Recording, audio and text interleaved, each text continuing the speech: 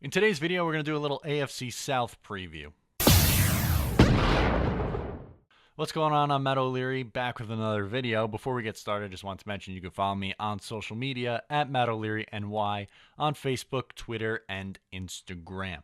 So today we're doing a little bit AFC South. We'll be doing our preview and our rundown, our standings predictions. We're moving our way along. So far we did the AFC North. We also did the AFC East, and now we are up to the AFC South. So without further ado, let's just jump right in and let's get this thing started. So in first place, I have the Houston Texans. I think they're going to finish 10-6. I like this Texans team a lot. I think they're going to be good, especially with Deshaun Watson healthy. Last year, in just 6 starts, he had 19 passing touchdowns, 2 rushing touchdowns. He had 8 interceptions as well, but that's going to be just fine. This guy can ball out when healthy. He is going to be extremely fun to watch. Yes, I know he's coming off an injury, but I am fully aware, and I think he is going to be an extreme talent in this NFL. He's going to be a good fantasy quarterback. He'll put up numbers, but he's a winner. He won at Clemson. He's going to win in the NFL as well, and Houston is lucky to have taken him in the draft in 2017. They have their guy, and I think they're going to love him this year in Houston. He did a lot for him last year. He did a lot for the city when they had all their problems, and he's not only a good player, but a good guy also, so easy to root for. He's going to be a lot of fun to watch in 2018. I really like the Hopkins and Fuller 1-2 punch as the wide receiver tandem. I think both are going to be fine. Lamar Miller and Alfred Blue are both solid running back options, and their defense should be much improved. J.J. Watt will be back, and he will be healthy, so that's also something that you could look for in this team going forward, and they should be good. 10-6 seems about right. In second place, I have the Jacksonville Jaguars, and this might come as a surprise to some. I know a lot of people are high on them. They were just in the AFC Championship game, but I see a hard regression. I think they're going 8-8. Let me explain why. Jalen Ramsey just called out a bunch of quarterbacks, but he's throwing stones in a glass house. Doesn't make any sense because Blake Bortles is his quarterback. Bortles had an 84.6 quarterback rating, 21 touchdowns to 13 interceptions last year. Was not very good, hasn't been good in the last 2 years. I don't think you can win with Blake Bortles. He threw for 87 yards against the Buffalo Bills. If the Bills had just some semblance of an offense last year, they would have beaten them, and there would have been no way to even pass the Steelers and put up a good fight against the Patriots in the AFC Championship game. 87 yards. He rushed for more yards in a playoff game. Absolutely nuts.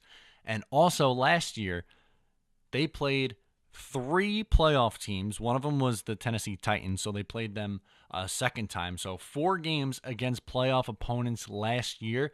These are Blake Bortles' numbers.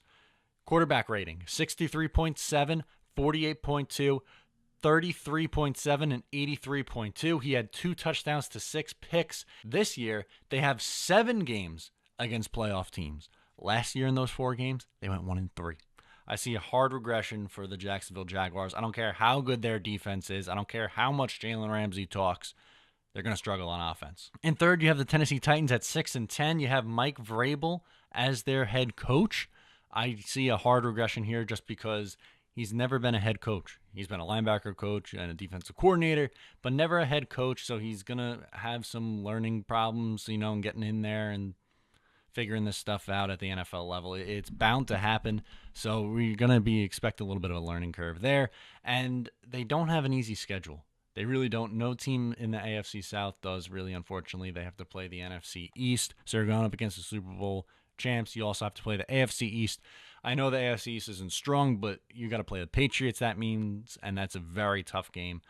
Not sold on Marcus Mariota. Think he's very overrated. 13 touchdowns to 15 picks last year. He had a 79.3 passer ratings. He averaged 215 yards per game.